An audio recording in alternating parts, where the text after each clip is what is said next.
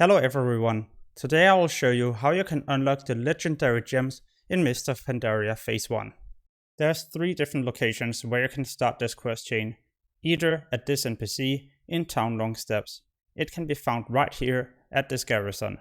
As a Horde player, you could instead move to Shrine of the Two Moons, and at this Pandar you can pick up the very same quest. As an alliance, look out for this Brewmaster Monk, which can be found in Shrine of the 7 Stars.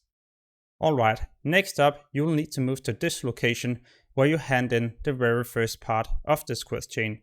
In the building you will have to look for the NPC, and it can be found right here on the first floor.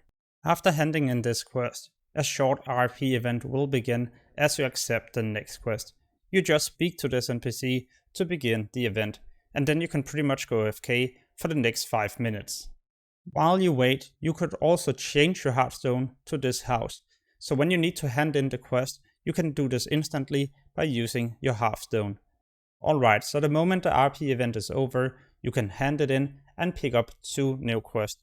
One of these quests will tell you to farm reputation with the Black Prince. This is done in Pandaria in the open world by slaying creatures. You can also group up with other people to do this a bit faster. I'll get back to my farming spots in a moment. The legendary items you'll need to collect to complete the other quest can be collected in the 3 new raids introduced in Phase 1, but you can also get them in the new Celestial Dungeons. This is a brand new thing in Mist of Pandaria Classic, and the final encounter, or well, the final boss in these dungeons has a chance to drop these legendary materials. In my opinion, I'm so glad they have done this change, especially because looking for raid is not in the game this time around, and looking for raid used to be a great way to farm these legendary materials, so I'm glad we can now do it in 5 mans. Alright, so where do I farm the Black Prince reputation? Well, this is one great location, especially if you can also find other people and do this as a 5-man, because these targets are elite and they're actually doing quite a bit of damage. So it's way better just to do this as a 5-man team, so you can kill them quicker and also get a lot faster reputation. I do expect there to be a lot of competition at these areas, therefore I'll also share other locations where you can do this farm as a 5-man or solo. For example, at the wall here, there's going to be many NPCs constantly spawning. The great thing is that these are not elite, so you can do this by yourself. What I really like about this location is how quickly these enemies are spawning, and when they're not elite, it's honestly a decent way to farm reputation, and if there's all of a sudden too much competition, you can just move into one of the other buildings on this wall and there should be plenty of new enemies to slay.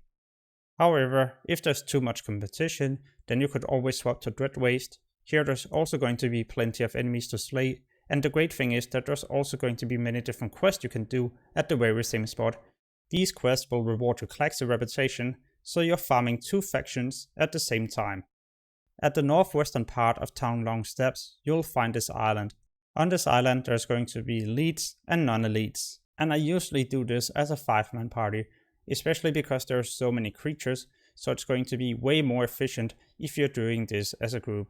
Also because even though these are rather easy to slay, you're also going to take a lot of damage, so it is nice to bring a healer. Alright, so the moment you have farmed enough reputation and also collected the legendary materials, you can head back to Rathian. This will take you on the final part of this quest chain to unlock the legendary gem. The final part will tell you to head into the raid Terrors of the Endless Spring and slay the final encounter, Shah of Fear.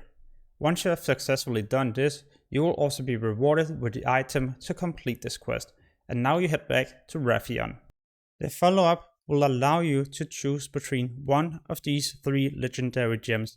All you need to do is just to accept the quest, move to this location, speak to Rathian, and claim your reward. This is what we can do in Phase 1. Later on, other parts of this legendary quest chain will be unlocked, and by that time, I'll of course release the next part in this series. So make sure to subscribe if you would like to get notified when I post this video, or simply whenever I post any other useful Mist of Pandaria guide. This will also help me a lot as a content creator, so I can continue to spend even more time on this passion.